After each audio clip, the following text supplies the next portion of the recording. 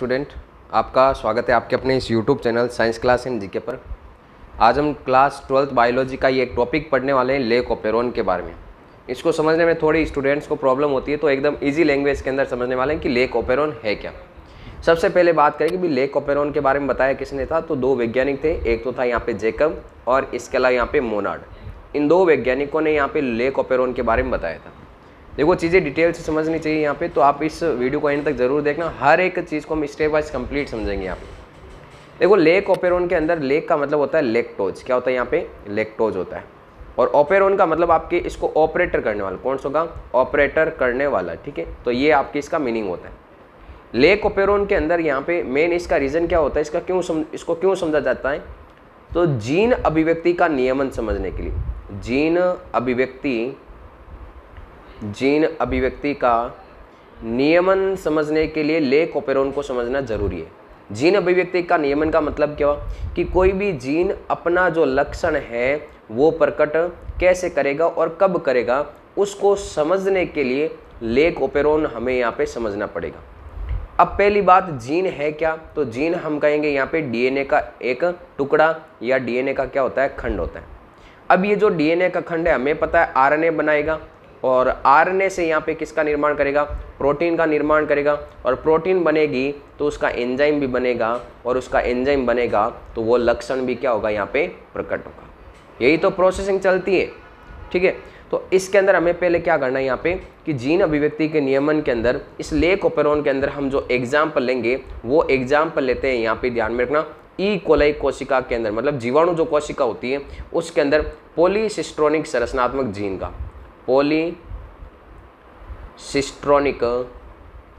पॉलीसिस्ट्रोनिक संरचनात्मक जीन का हम उदाहरण लेते हैं। देखो, पॉलीसिस्ट्रोनिक संरचनात्मक जीन का मतलब क्या होता है, जैसे कि हमारे सामने आपको पता होगा कि आपने जब ये जो ट्रांसक्रिप्शन जब आप पढ़ते हो तो उसमें आपने देखा होगा, पहले आपके सामने यहाँ पे प्रमोटर होता है, यहाँ पे डीएनए के अंदर यहाँ पे टर्मिनेटर होता है, और बीच वाला जो भाग होता है इसे हम कहते हैं यहाँ पे संरचनात्मक जीन।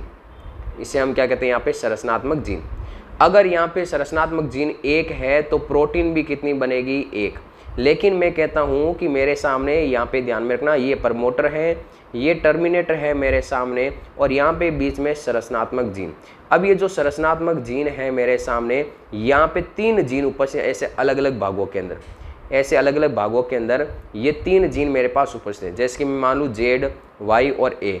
इस जेड के द्वारा यहाँ पे अलग प्रकार का यहाँ पे आरएनए बनेगा, वाई के द्वारा अलग प्रकार का आरएनए बनेगा, और ए के द्वारा अलग प्रकार का आरएनए बनेगा।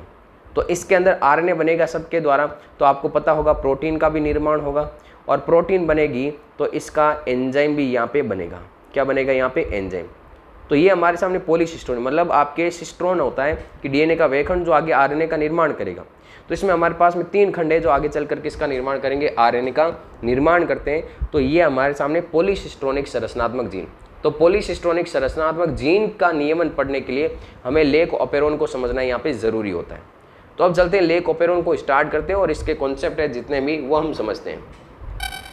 पहली बात आपको यहाँ पे ध्यान में रखनी है कि हमारे सामने जो लेक ऑपेरॉन है, इस लेक ऑपेरॉन के भाग कितने होते हैं?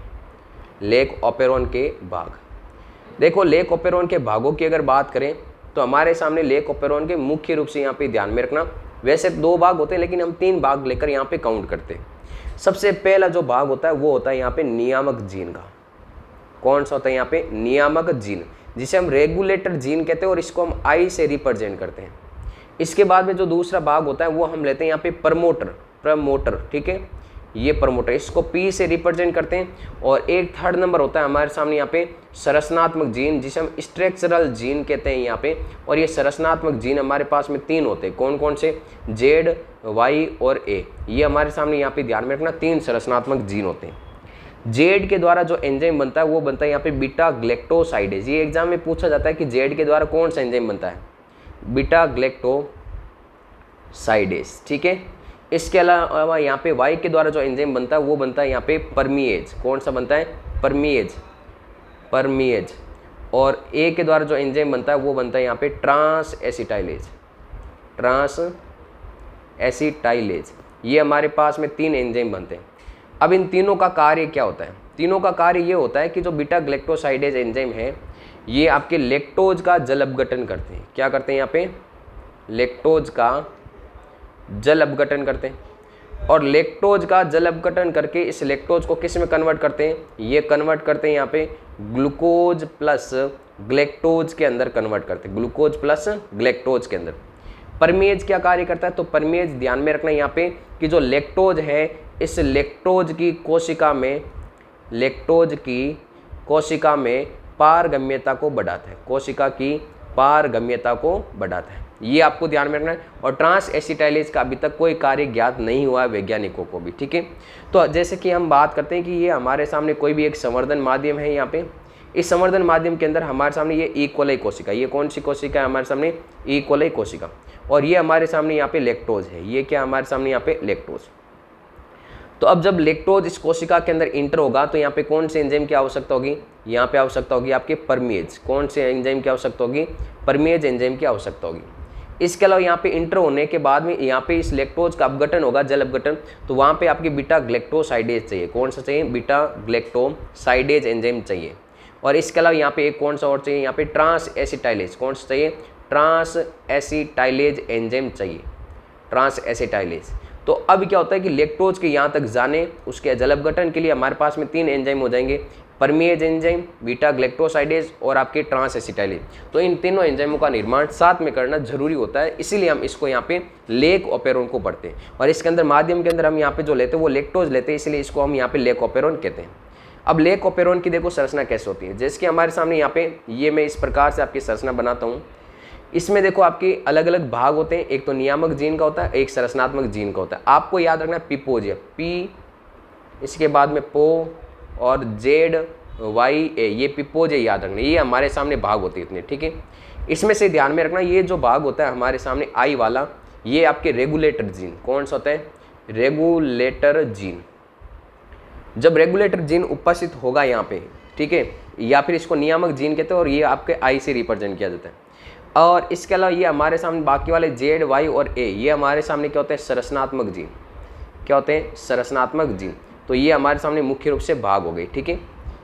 अब रेगुलेटर जीन आई के द्वारा जो हमारे सामने mRNA बनेगा सबसे पहले, क्योंकि RNA पॉलीमरेज एंजाइम आपको पता होगा mRNA का निर्माण करता है पहले, तो इसके द्वारा हमारे सामने जो दमनकारी mRNA बनेगा, आई के द्वारा क्या बनता है?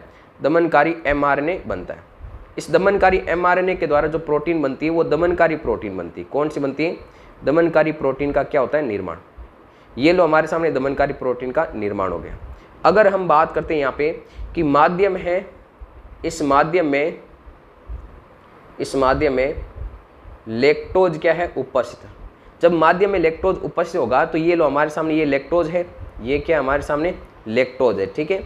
और लैक्टोज ध्यान में रखना इसके अंदर यहाँ पे प्रेरक की, इंड्यूसर की तरह कार्य करता है। इंड्यूसर, प्रेरक पूछा जाता है कि लेक ओपेरोन में इंड्यूसर या प्रेरक के रूप में कौन कार्य करता है? तो लैक्टोज करता है।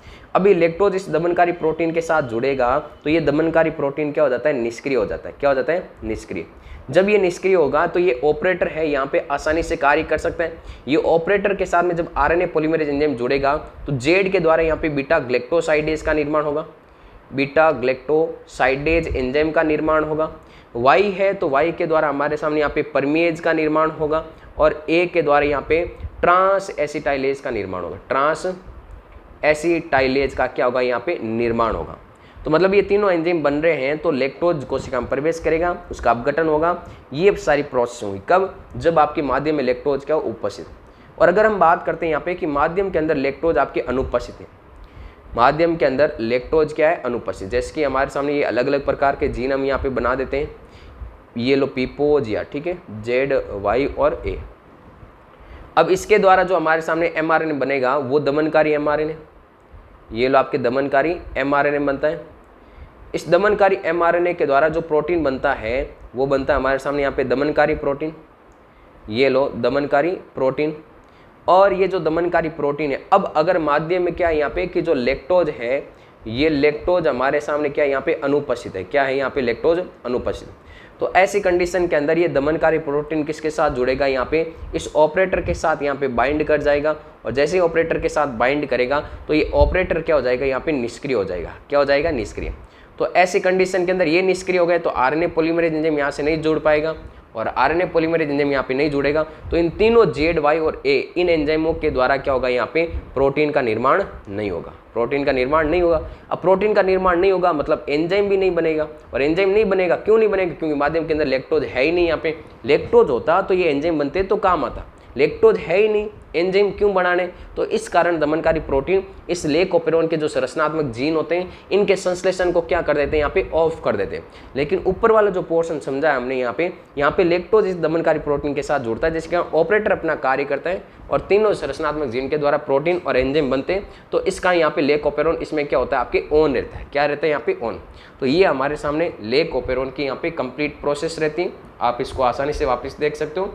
और ये सारी जितनी भी प्रोसेस, जितने भी नाम वगैरह होते हैं वो मैंने आपको सारे यहाँ पे बता दी। मिलते हैं वापस नेक्स्ट वीडियो के अंदर। वीडियो कैसा लगा वो आप कमेंट करें, और नेक्स्ट किसके ऊपर आपको वीडियो चाहिए, कौन से टॉपिक के ऊपर, वो आप ज़रूर बताएं, उसको ईजी लैंग्वेज में करने की हम कोशिश करेंगे।